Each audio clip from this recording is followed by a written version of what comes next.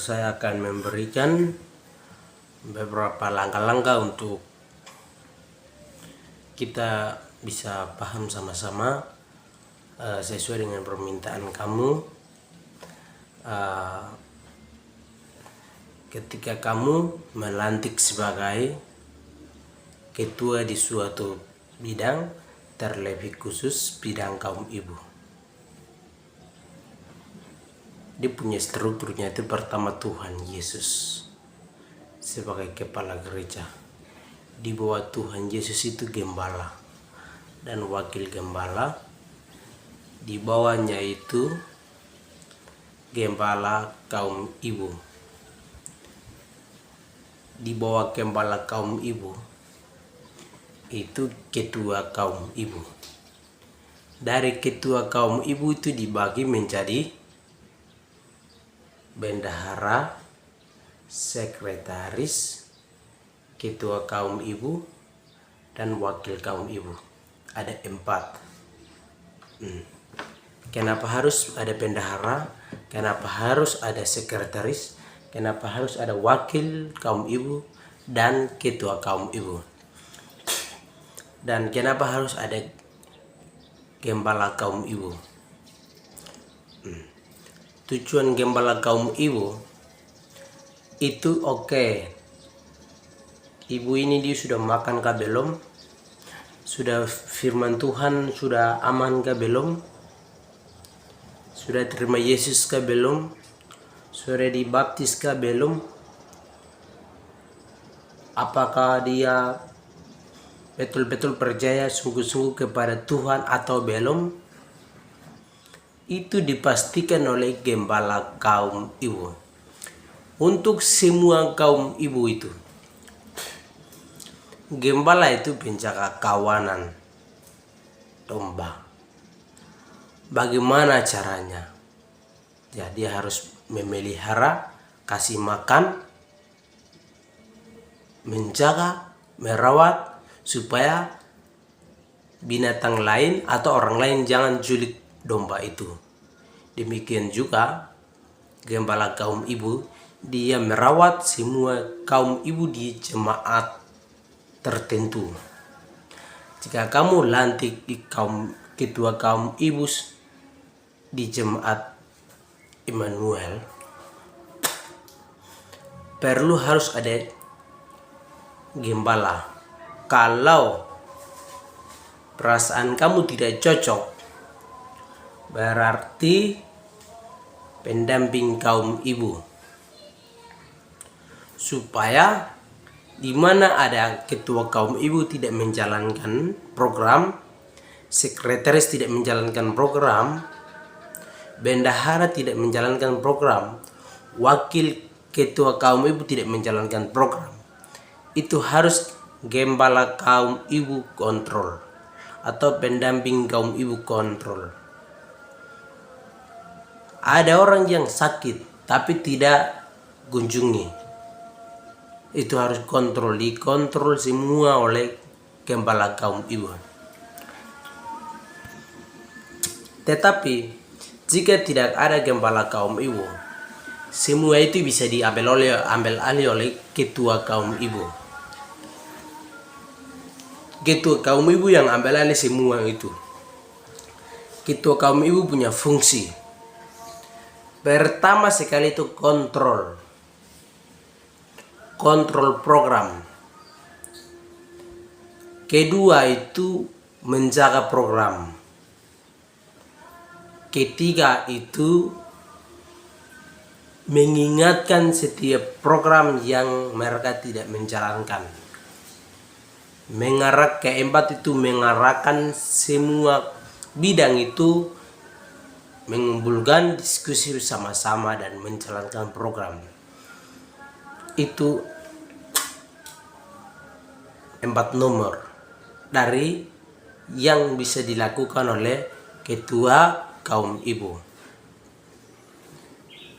Terutama sekali itu kontrol semua program, semua bidang, semua koordinator. Wakil punya tugas wakil kaum ibu. Jika ketua kaum ibu pelayanan keluar dari kabupaten. Semua pelayanan, kontrol, evaluasi, diskusi itu ambil oleh wakil ketua kaum ibu. Karena ketuanya sudah keluar dari kota tertentu atau kabupaten tersebut. Bendahara punya tugas itu untuk memegang uang, mencatat uang. Sekarang yang bisa dilakukan oleh bendahara harus catat buku khusus. Bendahara punya buku khusus ada. Mulai dari tanggal pelantikan sampai dengan tanggal akhir pelayanan jabatan. Jadi uang persembahan masuk tahun ini, bulan ini, tanggal ini, tulis. Semua tulis. Uang keluar untuk makan atau untuk mengunjungi orang sakit atau mengunjungi keluarga mama hamil. Semua harus catat. Setelah itu dalam 1 bulan lewat, minggu terakhir itu harus dilaporkan. Ini khusus untuk bendahara. Uang pengeluarannya seperti ini. Dari bulan Januari uang pemasukan itu 1.500.000. Dari 1.500.000 ini uang pengeluaran kunjungan ibu-ibu 100. Pengeluaran untuk kunjungan orang sakit di rumah Potifar contoh 500. Semua harus laporkan. Kemudian kebutuhan di bidang kaum ibu laporkan semua. Bendahara harus laporkan, sekarang saya butuh uang 5 juta untuk beli gitar atau beli kemenangan iman atau beli yang bisa menjadi aset kaum ibu.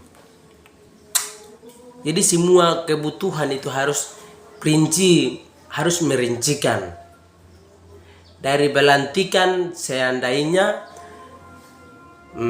beban dari jemaat ya kaum ibu 300. Itu selama 3 tahun harus hitung. Selama 3 tahun ini 300 ini berapa yang akan dapat. Hitung sampai dengan jumlah totalnya itu laporkan. Selama 3 tahun punya. Kewajiban dari tingkat klasis 50. Selama 3 tahun ini 50 dalam 1 bulan ini berapa yang akan dapat. Hitung sampai dengan jumlah totalnya itu tulis laporkan.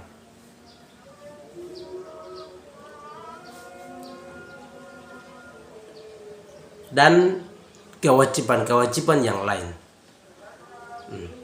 Atau kewajiban kaum ibu beribu 5.000 10 dalam 1 bulan.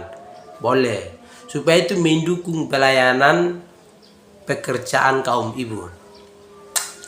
Jadi khusus untuk bagian keuangan itu bisa tetapkan iuran wajib beribu 5.000 dalam 1 bulan atau 10.000.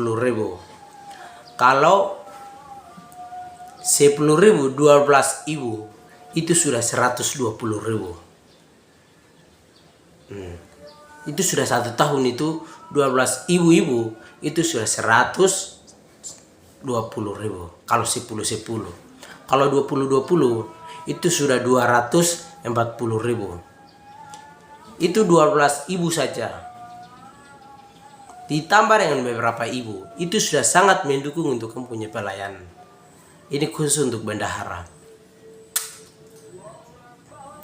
Kemudian selanjutnya untuk sekretaris. Sekretaris itu semua catatan itu tabung di buku sekretaris. Berapa jiwa yang sudah terima Yesus ada di buku sekretaris. Berapa jiwa yang sudah baptis ada di sekretaris. Berapa jiwa yang anak jati ibu-ibu janda dan duda harus catat di dalam buku sekretaris. Berapa ibu-ibu yang hadir catat. Berapa ibu-ibu yang tidak hadir terus catat semua. Semua jumlah ibu-ibu berapa catat semua. Itu sekretaris. Sekretaris. Semua uang masukan, uang pengeluaran yang dilaporkan oleh bendahara, sekretaris harus catat semua. Tujuannya itu untuk melaporkan waktu kamu evaluasi. Supaya waktu evaluasi itu jelas dan terarah, tidak bingung-bingung. Karena sudah jelas dengan catatan yang lengkap. Itu khusus untuk bendahara, sekretaris. Jadi tujuan sekretaris itu untuk mencatat semua program. Semua program itu semua sudah ada di dalam catatan buku sekretaris. Sekarang untuk wakil. Wakil kaum ibu itu kalau ibu ketua keluar itu percayakan kepada wakil. Mewakili ibu ketua, diwakilkan kepada ibu wakil untuk menyampaikan, menasihati, mendorong, mengingatkan, mengevaluasikan semua kaum ibu. Itu khusus untuk wakil. Kalau ada 2 kegiatan di Yahukimo, satu di Betania, satu di Evanestia. Wakilnya kamu bisa utus salah satu, ketuanya ikut salah satu. Ya, karena wakil itu tujuannya itu untuk itu. Sekarang kita masuk di bidang-bidang. Itu khusus bendahara, sekretaris, ketua, dan ibu ketua, wakil, kemudian gembala kaum ibu atau pendamping kaum ibu boleh. Terserah mau pakai gembala atau pendamping boleh semua. Sekarang kita lanjut ke dia punya bidang-bidang. Koordinator-koordinator. Yang pertama itu koordinator kerohanian. Koordinator kerohanian semua menyangkut buat jadwal. Itu semua ada di koordinator kerohanian. Menyangkut buat jadwal perencanaan itu. Semua direncanakan oleh koordinator kerohanian. Tapi untuk susun program itu sama-sama. Seandainya sama-sama ketua bersama pendamping, sekretaris, bendahara, dan wakil, dan semua ibu-ibu. Selama 1 bulan kita akan jalankan pelatihan buat noken atau pelatihan buat kue, boleh. Pelatihan itu masuk dalam pembinaan. Pelatihan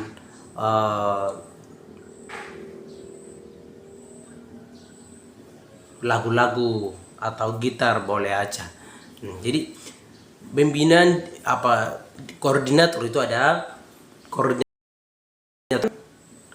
koordinator bidang pendanaan itu tukang-tukang cari dana. Koordinator diakonia itu untuk mengunjungi orang-orang sakit, ibu-ibu janda, ibu-ibu hamil, dan